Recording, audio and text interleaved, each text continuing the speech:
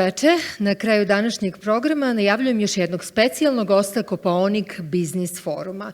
Imam zadovoljstvo što mogu da pozovem da nam se obrati gospodin David Repstein, profesor marketinga na Wharton školi Univerziteta u Pensilvaniji.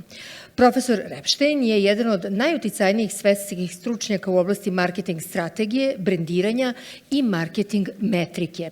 Njegova istraživanja obuhvataju konkurentske strategije, tržišno pozicioniranje i merenje marketinških performansi. Objavio je veliki broj radova u vodećim međunarodnim naučnim časopisima i autor je više knjiga iz oblasti marketinga.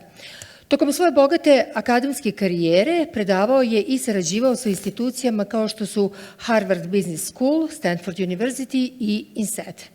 Bio je predsjednik Američke marketinške asocijacije i izvršni direktor Marketing Science instituta. Profesor Repstein je dobitnik brojnih nagrada za izuzetnost u nastavi. Pored akademskog rada, profesor Repstein je aktivan savjetnik globalnih kompanija i često učestvuje kao ekspert u strateškim i regulatornim pitanjima vezanim za marketing i tržišta. Profesor Repstein je idejni tvorac i jedan od ključnih autora globalne inicijative Best Countries, predstavljene na Svetskom ekonomskom forumu u Davosu, koja pokazuje kako percepcija, reputacija i nacionalni brend utiču na konkurentnost, investicije i dugoročni razvoj zemalja. Danas će se nama podeliti uvid o tome šta zaista čini jednu zemlju najboljom u savremenom globalnom okruženju. Profesor Repstein, izvolite.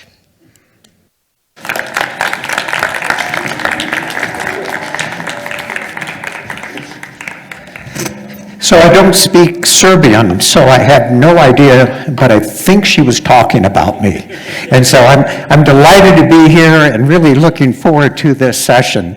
And so it is my first time here, and so we're going to jump in and talk about it. So I am very, very excited to be here. As I said, this is my first time here, and I've always wanted to come to Serbia.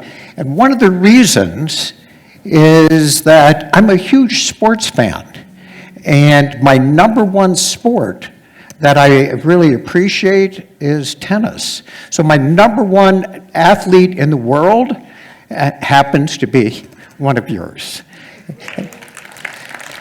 Actually, my goal during this trip is having a chance to meet Djokovic. Anybody know him? I need to meet him. But not only that, you also have other tremendous tennis stars. So it's amazing to me that one country has such tremendous tennis stars and the best basketball player in the world. So it's just absolutely amazing that this is part of what comes from Serbia. So delighted to be here in Serbia, but then you have other basketball players. In fact, most of the Chicago Bulls are Serbian. And I think we're going to rename the National Basketball Association to the Serbian National Basketball Association because there's so many of you. But anyhow, I could go on with other sports that you dominate, but I'm here to talk about something else, and I'm going to go back and start talking about branding. Because I'm a branding professor, and I spend a lot of time talking about branding. So that's what it is that I'm going to do with you this evening. And I appreciate you being here, and I'm so honored to be invited here and to have the faculty of the University of Nice that's been so nice to me and welcoming to me and bringing me here, but for the organizers to put together such a great conference with such deep insights and unbelievable parties. You guys know how to party, that is for sure. Anyhow, let's talk about branding. You're all very familiar with brands. We see them all the time. There's a whole set of different brands. I found this as it was listed as one of the top brands within Serbia. And so brands are something we're very familiar with. You can just look at the sponsors of this conference. And we know about all the different brands that are out there. Why do companies invest in brands? And I want to spend a little bit of time talking about this. I recognize I'm speaking to an audience of experts in economics. And so you're all familiar with the demand curve. And what do we do when we create a brand? We take that demand curve and we shift it outward. And as we shift it outward, what we're able to do is charge a higher price. And as you create your brand, you're able to charge a higher price, and what some companies do is they don't take higher price. What it is that they do is they take greater volume. And so we see some of the value in that greater volume. Most firms, what it is they do is they take some in price and some in volume. But you guys are very familiar with this. My question is, do geographies have brands? And is there an economic value to that? And that's what I'm going to talk about this evening, is the economic value of a brand of a geography. So I'm going to spend a little bit of time talking about geographies and their brands, spend some time talking about that. I will then actually spend some of the time looking at Brand Serbia. And I'm going to share with you data about Brand Serbia. But let me go into this for a second. Do geographies have brands? Is there an economic consequence? I'm talking to a bunch of economists. Of course, you must know the answer to this. And it turns out that through the brand of a geography, what it is that it does is it contributes to tourism. It contributes to foreign trade, and it contributes to foreign direct investment. I want to spend some time talking about how the brand or image of a country happens to affect the GDP of a country through these three major components. And that's what it is that I'm going to spend my time talking about. So we see it in tourism. We see it in foreign trade. We see it in foreign direct investment. All of those play a major role. I spent some with the person in charge of Brand Amsterdam. And he very much protects the brand of Amsterdam. If you've ever been to Amsterdam, they have this big signage, and they protect it. I, Amsterdam. It's something they invest in. It's something they protect. Why nations care about their brand? It's not just tourism. We often think of, oh, if I'm worried about my brand, it must just be through tourism. But it's something much broader than that. It shapes foreign direct investment decisions. And that's part of it. It has an impact on exporting and the ability to sell products abroad. Actually, to attract talent is a major component. I know there's been some drain of talent here in Serbia as it's going to other countries, in part because of their image, and that's part of what's influenced. 24%, I'm going to look at this, 24% of foreign direct investment decisions are shaped by national perceptions, according to Bloom Consulting. 2.5% price premium is based on a made-in label. 3 times as much foreign direct investment per capita is attracted by the top perceived countries in the world. I put this quote in here by somebody else who does a lot of nation branding that says, a nation's brand is most valuable strategic asset, unlike other natural resources that we often think about. So I want to emphasize, nation branding is not just about tourism. It's something that's bigger than that, and it's something that's broader than that. So that's what I'm going to spend some time talking about. We see branding of geographies all the time. I'll just do a little glimpse of this, but I Love New York has been a campaign for a long time. We have some volume with that of the I Love New York campaign. I love New York because it's funny. I love New York because they name their quarterbacks after Broadway. But you don't need to see their campaign. That's there. But I am going to show you one that was the first country that I saw that tried to brand themselves. And I'm going to tell you a little bit of the story. And actually, let me go back for a second. This is Jamaica. And you'll see the commercial is very old.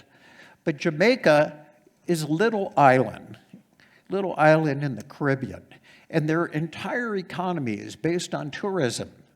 And they're doing very, very well, and then they ran into a problem. there are a bunch of criminals that were coming and mugging the tourists because the tourists come with money. And suddenly what happened? Tourism goes down in Jamaica, goes down. And so what Jamaica had to do was make it safe for tourists to come there. And so they invested a lot in the security force. And then what it is they did is they ran this commercial.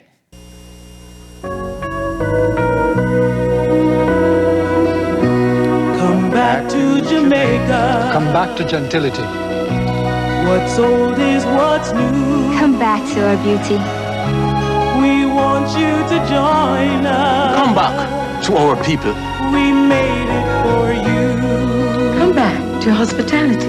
So make it Jamaica. Come back to our bounty. Make it your own. Come back to tranquility. Make it Jamaica. Come back to romance. Your new island home. Come back to the way things used to be. Make it Jamaica again, and make it your own. Make it Jamaica, your new island home. So come back to Jamaica the way it used to be. And so what's interesting is they didn't just run a commercial and say, oh, Jamaica is great. First, they had to change the product, Jamaica. They had to make it safe.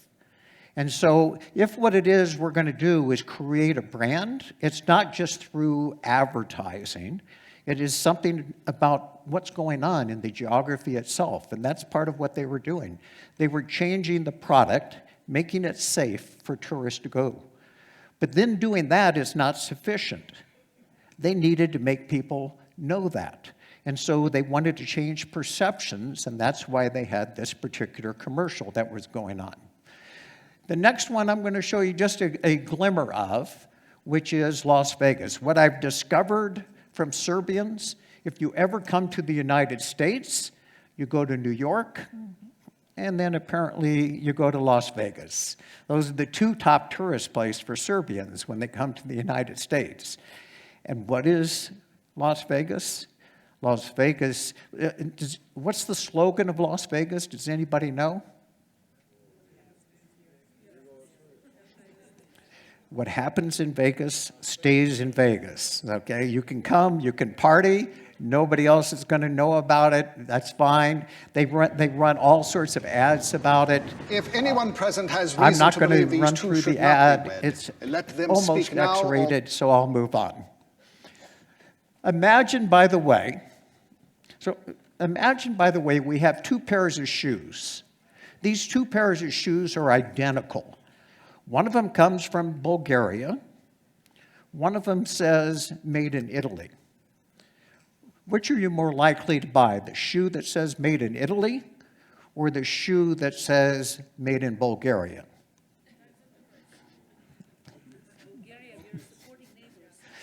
I know I picked these because they're neighbors. Yeah, but there's no question, not only would you buy the shoes that come from Italy, you're willing to pay a lot more. And in fact, if you look at the price of shoes in Italy versus the price of shoes in Bulgaria, it turns out widely different, more than 600% difference. And that's a premium they're able to get because of their country image that they've got. I can go through a bunch of other examples, which is looking at wine that comes from Peru or wine from France. Again, which are you going to buy? You're going to buy the one that's from France. And you're willing to pay almost 300% more for this bottle of wine that comes from France. And I'm willing to bet in a blind taste test, and I've done it, I can't tell the difference, particularly after the first drink, but I can't tell the difference between these two, but they have a price premium for that. And we could look at, this is right here. I'm looking at cigars. I saw my Croatian friends having cigars last night, and if you look at this, you see the Cuban cigars able to charge a premium for their cigars. If we look at watches, Switzerland is able to charge a premium, 1,300% more for watches that come from Switzerland. Amazing what it is they're able to command, in part because of their brand image that's there. Germany has a great brand. And in fact, I have a student that created a razor blade company. And in his razor blade company, and by the way, he's very successful. I don't know if they're here. It's called Harry's Razors. I don't know if any of you have heard about Harry's Razors. It looks like I haven't, but I have. It turns out that if you, the ads that they put out there is, and let's see if I can highlight it for you, our engineering partner in Germany, and German engineering partner. And their advertising is, we bought a German engineering factory to make our blades. They don't say closer shaves. They don't say fewer nicks. They don't say last longer. They say German made. And they've been very, very successful going against some of the largest companies that are out there selling razor blades that are there. I do know that here in Serbia, you have Häagen-Dazs ice cream. Häagen-Dazs ice cream comes from which country? I heard the Netherlands. The Netherlands, you said? Okay. In fact, it's Häagen-Dazs, right? Okay. So I just heard Denmark. Well, a lot of people say Denmark, right? Right? Other people say Netherlands, Scandinavian countries. Well, that's wrong. It turns out that's wrong. It turns out that it comes from New York. But no one wants New York ice cream. I want a Scandinavian ice cream, dairy rich. And so they come up with a name that communicates that it happens to be from a Scandinavian rich country because it has a good image. Lenovo. What country is Lenovo from? It turns out that we hear the name Lenovo. I hear the name Lenovo, I think, Lenovo, it must be Italian, right? Yeah. And so I think it must be Italian. It turns out it's a Chinese company. It's a Chinese company, but they thought if we say that your laptop is from China, you're less likely to trust it. You're less likely to think that the quality is good. It's the #1 selling brand of laptops in the world, and they hope you don't know that it comes from China. It's part of what it is they're doing with that. I've done a lot of work with India on their brand. And India is not interested in charging a price premium.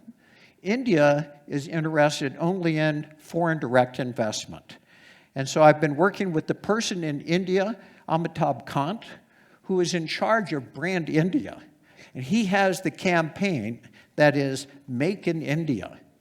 And that's what it is that they're trying to promote is don't make things in China, don't make things in Vietnam, make it in India. And he has a whole campaign trying to get the perception of this is the best place to make things in India, a foreign direct investment. There's been lots of studies that have looked at a brand index. What I'm doing that is a little bit different is I'm trying to relate the image and the perceptions of a country to its economic output. And so I'm going to talk about the best country studies that I've been doing now each year for the last 10 years. So let's look at this. It turns out the first year I did it, I ended up doing this work in 2016 and presented it at the World Economic Forum. And then I've had a variety of other venues where I've been presenting this particular research. April 15th, I'm going to be at the House of Commons in London presenting the latest results. But the first year that I did this study, was a study of more than 20,000 people from around the world. Who are those people? General population, business executives, and the upper income, upper educated. 1/3, 1/3, 1/3. I can break it down and look at those subgroups. I measure 78 attributes, features of a country, and the perceptions of it. And I'm going to show you what each of those features are. I take those 78 attributes, and for those of you that are mathematically inclined, I factor analyze them. I take the 78 and I reduce it down to 10 different dimensions, and I look at the relative correlation with GDP PPP. And you can see what those 10 factors are just as we look at that overall list that's right there. You can see what each of these are and the weights that I assign to those. I then rank every country in terms of how well they perform on these 10 factors. And the first year that I did it in 2016, Germany was number 1. Lots of people, by the way, said, oh, this is an American that's doing this study. The United States is going to be number 1. The United States was not number 1. We were, as you can see, number 4. Pay attention, by the way, to the United Kingdom, which is there at number 3. But when I presented this at Davos, at the World Economic Forum, there were some people that were not happy with the results. And on television in the United States, on a late-night show, here's what was said. Many important topics to cover tonight, not the least of which is something called the Best Countries Report. This is a ranking of all the top countries in the world. It's determined by a group that includes the Wharton School of Business and U.S. News & World Report. They released their findings at the World Economic Forum in Switzerland today, and according to them, the best country in the world is... Anyone? Germany. Although at first Steve Harvey said Colombia and everyone got excited. Germany is the best country in the world. Germany came in first. Canada was second. The United Kingdom ranked third, and we checked in after that. The United States finished fourth. I'll tell you what, when Donald Trump finds out about this, he is going to sell a lot more hats, that's for sure. How did we get beat by Germany? We have movie stars, we have Disneyland, we have Costco. They have this. I think this is their president. That's their leader. His name is Hosen. Anyway, congratulations to them, I guess. Not that it's any consolation, but North Korea did not make the list of the world's best countries. They're working on it, though. So here it was being featured on late night television. That's part of what it is that was going on. This was the 2016 results. 2017, what happened?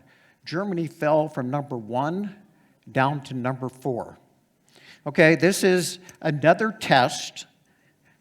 Some of you are too young to think about 2016, but another test. What happened in 2016 that caused Germany to go from number 1 to fall down to number 4? Exactly. You said Denmark, and you were wrong on that, on the Haagen-Dazs, but migration, they took in 1 million refugees. One of the major things that happened, and the image of Germany went down. But there was a second thing that happened. Anybody know what that was?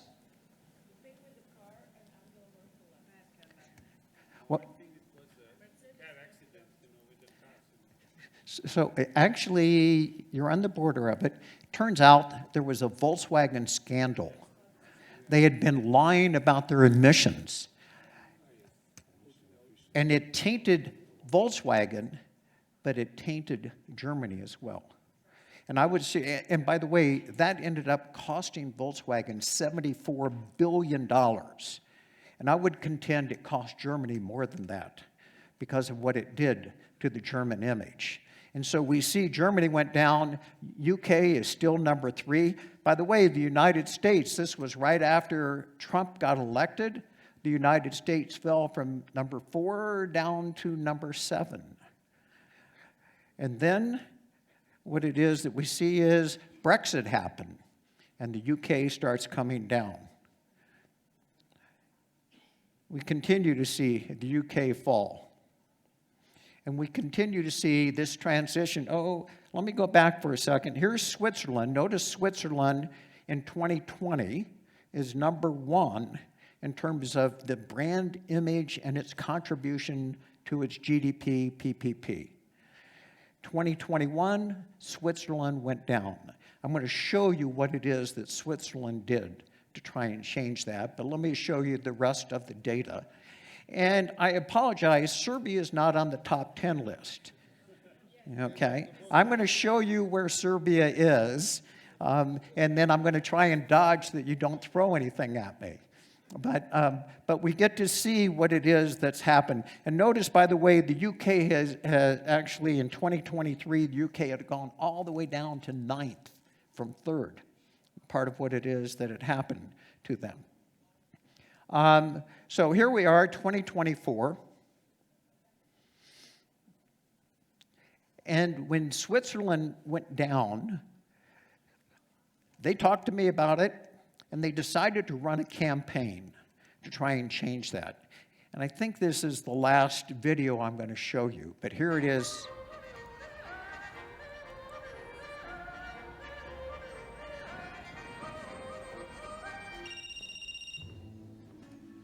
Hey, Bob, how you doing? Hey, Roger, how are you? I'm just relaxing in the Swiss Alps. Take a look. Yeah, it's good for you. Listen, about the Switzerland film you want me to do? Yeah, did you see the boot film I sent you? I'm watching it as we speak. I don't like it. What? Just look at where you are, Roger. I mean, you got your mountains, your skiing resorts, your charming little towns, your green valleys. There's no drama. No drama at all. Seriously? But did you see the bits with the sunset? Roger, from a certain type of actor, I need an edge, conflict, jeopardy. Switzerland is just too perfect. Yeah, I guess you're right. That's exactly what I'm talking about. You guys are too nice. You should have said, fuck you. Okay, listen. How about the two of us on this special mission? We ski down the slope. What, skiing down the slope together? We go even skydiving. Come on. Then we land on these fields and the cows are grassing. Roger, I have to be honest with you. It's not happening. Ah. Sorry, Roger. Maybe call Hanks. Who?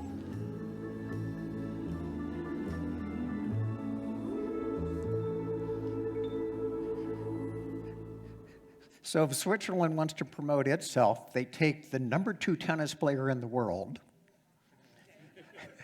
and then they use Roger Federer to try and promote their brand, and a famous New York movie star, Robert De Niro.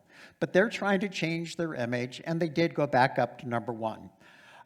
Country brand premium. How much can you charge based on country that you're from? And what it is that we see is that on average, Switzerland has a 54% advantage. Germany gets to charge a 45% more because it's Germany, because of the perception of Germany that's there. Japan is way up there at 38%. Italy, very high, at 29%. I don't want to show you the bottom of the chart. China has to have a discount. There's Serbia, an even bigger discount. If it says made in Serbia, you're going to have to lower your prices because it's made in Serbia. That's today. That's just what the data say. I want to show you, I was thinking of what would be a really interesting example, and I thought it was interesting. It turns out I'm old enough, I remember the introduction of the Yugo. Are any of you old enough to remember the Yugo? Okay, thank you.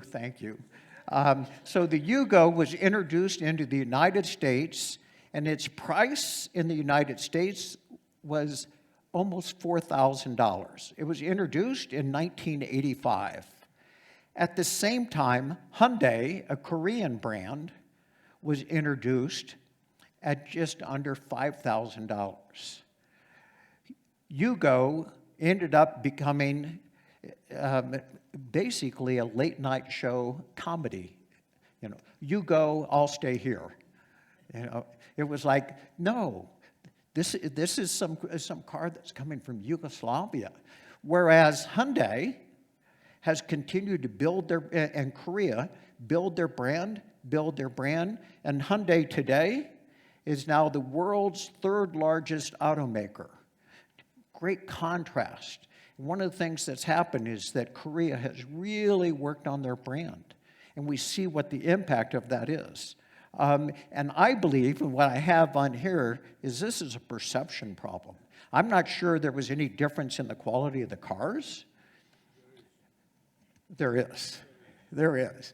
Well, you didn't try the Hyundai at that time. That was not a great car at the time either. I'm going to show you my 10 features. I'm going to go through it very quickly. On each of them, what it is that I'm going to show you is what are the attributes that lead to that factor, and how much does that weight in there. And then I'm going to show you the countries that rank the highest. And I'm going to go through this very, very quickly. So movers are different, distinct, unique, dynamic. What country is the highest on that?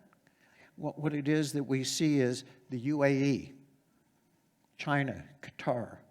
And actually, those countries that you see listed there are really perceived as movers. They're changing, they're dynamic. It's part of what it is that's going on. Quality of life, a good job market, affordable. You can see the rest of the list that's there. What country is perceived to have the highest quality of life? Denmark, Sweden, the Scandinavian countries are way up there on that. Entrepreneurship. Now, this is not just entrepreneurial, it's connected to the rest of the world, educated population, entrepreneurial indeed, innovative, those are important dimensions, access to capital, etc. I was expecting the United States to be on the top of this list. It turns out Germany was perceived ahead of the United States. Japan, UK, Switzerland, way up there on that. Agility. You can see these dimensions that are here. Again, I'm going to show you Serbia on each of these dimensions and how you are perceived from around the world. Social purpose. You can see those dimensions. And once again, you see the Scandinavian countries showing up there. Open for business. Cheap manufacturing, favorable tax environment, not bureaucratic, not corrupt, transparent government practices. Luxembourg, surprised me, was up there that we see. I see Singapore on that list. Panama is on that list. Cultural influence. This, by the way, is perceived by people from around the world. Italy, leading that list that's there. Friendly, fun. By the way, if you look at the pictures that I have over there, you sort of get a sense of what it is, what countries are dominating this. We see Brazil and Italy and Greece that are up there very, very high. Power.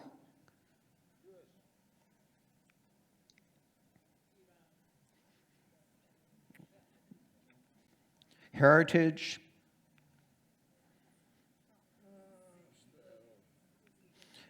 You're shaking your head no. Let's look at Serbia and now recognize there are 195 countries in the world. 195 countries. And so I'm going to show you your results that are on here. In terms of adventure, what it is that we see, you're ranked number 75. You can look down the rest of the list and you can see where it is that you are ranked from within my survey. Recognize, by the way, I didn't survey about all 195 countries, but I have a list of what it is that we're looking at, and we'll see where it is that Serbia is perceived from around the world. Now, by the way, you might tell me that these data are wrong. I gave a presentation to another group, and somebody, I had a heckler in the audience who said, your data are wrong. And my response was, you have left them in the dark, because this is how you're perceived. And so this is what it is that it happens to show here. So let's look at each of these particular dimensions. And by the way, social purpose, you're perceived higher than on any of the other dimensions that's there. Serbia ranked 75th for adventure. What are those dimensions? By the way, 82nd in terms of sexy. I was at the party last night. I'm not sure I agree with this, okay? Fun, friendly, 72, 73. Again, this is how you are perceived. That's there. In terms of agility, you're seen pretty high in terms of progressive, which is really, really nice. Not very adaptable is what it is that I get from these data. In terms of cultural influence, where are you on that? Fashionable is probably your highest dimension. Entrepreneurial,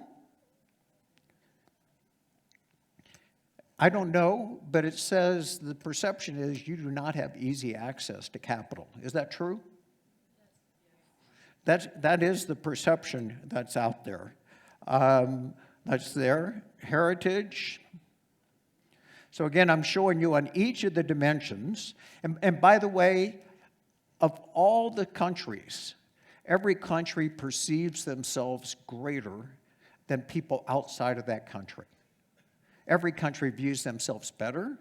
Everybody considers their food better than people outside of that country, with the exception of one country. There's only one country in the world that does not perceive themselves better than those outside of the country.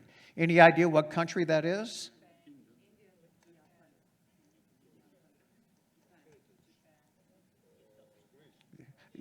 I heard several countries. My question wasn't, could you name a country? I'm asking, could you name a country that does not perceive themselves as well as people outside? And I'll give you one hint. If I threw out the word humility, Japan. Japan is a very humble country, and they don't brag or anything, but the rest of the world sees Japan pretty positively relative to them. Movers, we get to see that. Open for business.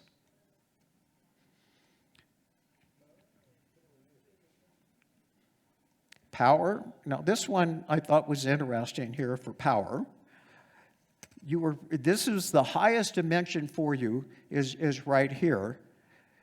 You are perceived to have a very strong military, 18th in the world. That's there. Politically influential. Strong international alliances, pretty low. That happens to be there. Quality of life. What is it we have? Public health system, very good. Very good, that's there. That's, again, the perceptions that's out there. Social purpose, this is one that you did fairly well on. Politically powerful, climate goals, gender equality. That's nice to see. That's there. So which countries, so I've been doing this for 10 years. I pulled the data from the last 5 years, and I said, which countries have improved themselves the most in the image of the world? And the countries that have improved themselves the most are Brazil's number 5, Saudi Arabia number 4, UAE number 3. And by the way, if you go back very far in history, nobody could even spell the UAE. And now, you know, everybody recognizes the UAE. Number 2, Korea. And what country has improved the most over this time? No. It happens to be Qatar. And again, and my belief, by the way, is a major part of that is because of their airline and their airport. And they've become a hub that people travel through, and and not to mention the World Cup that they sponsored that's there. And so we see the trends and what it is that's happened over these last 5 years. So it's not like you've got an image and you can't do anything about it. So I'm now going to look at you compared to other countries in the region and see how it is that you do with there. And so what I've looked at is I have data on 7 countries, and Serbia does the best on the dimensions of starting a business, influential, and racial equality. But relative to these other countries, you're still behind, as perceived by the world. So what is it that countries have done? What have countries done to try and improve their image? And so let's take a look at that. And I'm going to look at Turkey, Croatia, and Greece. I wanted to pick countries from the region and see what it is that they've done. Turkey came up with a total renaming of the country, and they have an official renaming of the country. They didn't want to be associated with an ugly bird. And so they said, we're going to change our name. The thing I want to emphasize is they established as a country a branding office, and that was under the guidance of the presidency. So it elevated all the way to the top of the country, and the country's president said, this is something that we need to work on. They hosted the Turkey National Branding Forum, and they came up with a 100-year plan of what to do about the brand. And they are committed to featuring Made in Turkey. And what's happened is we've seen that their goods and services exports has gone up dramatically, $390 billion as of October 2025. And we see this upward trend. And we also see the upward trend in tourism. And so they've been very, very successful in their branding strategy that came from the president's office of the country. They're committed to promoting tourism. And they've been doing that since the pandemic. And they have this whole, Go Turkey tourism platform and launched the Hello Turkey. And they have a vision plan. And they established a partnership with Trip.com. And what's happened with that partnership? On Trip.com, bookings have gone up by 38%. So they've been very successful in this particular effort. Croatia. What is it that Croatia has done? First, they adopted the euro. They joined the Schengen. That's there. They have the National Tourism Board and trying to promote off-season tourism. Tourism revenues have gone up by 44% since 21-22, and we see that. The other thing they did was really invest in getting movie production there in Croatia, and they offered 25% cash rebate for spending for movie production in their country. And what has happened is the Game of Thrones, they claim increased tourism by 10% there. Greece has their own campaign of what it is they've done. And they're trying to extend tourism beyond the season that's there and increase the amount of flights that are in the country. Tourism has gone up dramatically. And they said, okay, Croatia, we see what you've done. We're going to offer a cash rebate of 40% for production cost in Greece. So anything you spend, you're getting a 40% rebate that's there. If you look at each of these 3 countries that have gone up dramatically, we see Qatar, as I mentioned, had the World Cup and invested a lot in soft power. UAE hosted Expo 2020, and that was very important for them. Saudi Arabia has this whole vision of what it is that they're doing and has invested in sports and has been very successful with that. And they're hoping to do the Expo, 2030. But I think the country that's had the most dedicated effort to try and improving their brand has been Korea. And Korea, they started back in 1997, and they sort of felt they were in a crisis, and they saw that their GDP had gone down, and it had gone down by 5.5%. And they created a government strategy, and the government was behind K-pop. We think of K-pop as there's been these bands that have started up. It was something the government created. And they did K-drama and K-pop. And I've got all these videos about what it is that they've done that I'm not going to bother you with right now.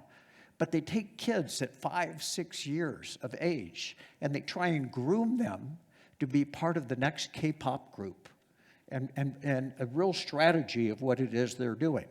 They've got this, once again, presidential council. I was in Korea, met with not the president, but the right below him, the vice president, really, of Korea. But they've got this presidential council that's there. And I met with the mayor of Seoul and their whole strategy. And they're trying to promote the names of the companies that are there and let them help carry brand Korea that's there. And I think there are some lessons there for Serbia. It doesn't just happen. They really needed to create quality and also the perceptions of it, and part of what it is they're doing. So where do we go from here? And I've got just a few minutes left, and I wanted to talk about what could you do here in Serbia. And this is a little bit me sort of stepping out. It's beyond my data, but I'm trying to extract from my data what could we learn about what Serbia could do. And what are the implications? And I always start with this notion of if these, I showed you some negative perceptions. If those negative perceptions are wrong, it's a communication issue. And you need to communicate, here's who we really are, and make sure that that happens to change. If it turns out the negative perceptions are accurate, you need to change what the policy is, you need to change some of that reality. And that reminds me of a quick story. I'm in New York at a conference at NYU. And I get a WhatsApp call from a number I don't recognize. And I answer the call, and the guy goes, Professor Reibstein? I go, no, it's Reibstein. He goes, this is the finance minister of Saudi Arabia. I thought it was a friend of mine playing a joke on me or something. Didn't know. He said, would you meet me in Washington, D.C. next week? I go to meet him in Washington, D.C., and I tell him what I just showed you. If the negative perceptions of the country are accurate, then you need to change what it is you're doing. I said, the worst perception of Saudi Arabia is the treatment of women and the inequality of rights for women. I said, you've got your religious reasons for that, you've got your cultural reasons for that, but it's a negative perception. I don't want to take credit for it because there were lots of other pressures that were going on. But 4 months after that meeting, what it is they ended up doing is announcing women could drive. And it was well known throughout the world, women can't drive in Saudi Arabia. And Saudi Arabia said, we are low on that perception. We're going to change our policy, and part of what it is they ended up doing. There are strengths here in Serbia, and I tried to come up with what are the strengths that I see here. And I looked at other data sources, and I see in terms of innovation, pretty strong based on this other study of 133 countries. You're in the top third. Digital government, very high, that's there. And so you have a high e-government development index. In terms of life satisfaction, the World Happiness Report has you ranked as 37th. You seem to be a pretty happy culture that's there. Peace and stability, also pretty high. That's there. These are all great things that are here. And what I see in tourism, your tourism has been going up. But actually, according to the World Economic Forum Travel and Tourism Development, still within the region, you're pretty low. And this is an area for growth that's there. But it's going in the right direction, and that's all very, very positive that's there. Cultural influence relative to the other Balkan countries that we see. Serbia is pretty low. I think the gap between Serbia's cultural reality and its perception is one of the untapped opportunities. And I think that's something that you can try and change. Growth opportunities, I think, are here in terms of, we've got governance. Notice, by the way, and this, by the way, is just in terms of the corruption index, you're very low. And what we see is each 5 points of improvement in the corruption index correlates with a 15 to 20% increase in foreign direct investment. And so, again, I don't know what the corruption level is or not, but the perception is there, and that has an impact on foreign direct investment. You're 68th in terms of tourism development. You've got some real resources, and you should try and take advantage of that. Cultural awareness, you're very low on. You need a cultural export strategy. And overall, best countries, there's a large gap in opportunity for a brand-driven strategy that's there. Things to work on. Governance and business climate. I think that's the number one thing that one could be working on if one wanted to, in the same sense of Saudi Arabia, wanting to try and change what they have. This is let's look at this. This is the Corruption Perception Index, annual measure of perceived public sector corruption on a scale from 0 to 100. And you can see within the region, I'm looking across these, Serbia the lowest in that. And what's been the trend over time? The trend over time is actually, it's getting worse. It's getting worse. And so again, you may or may not want to work on it, but it has an impact on foreign direct investment, and that's there. So my suggestion, I have a roadmap of 4 things that I wanted to try and cover.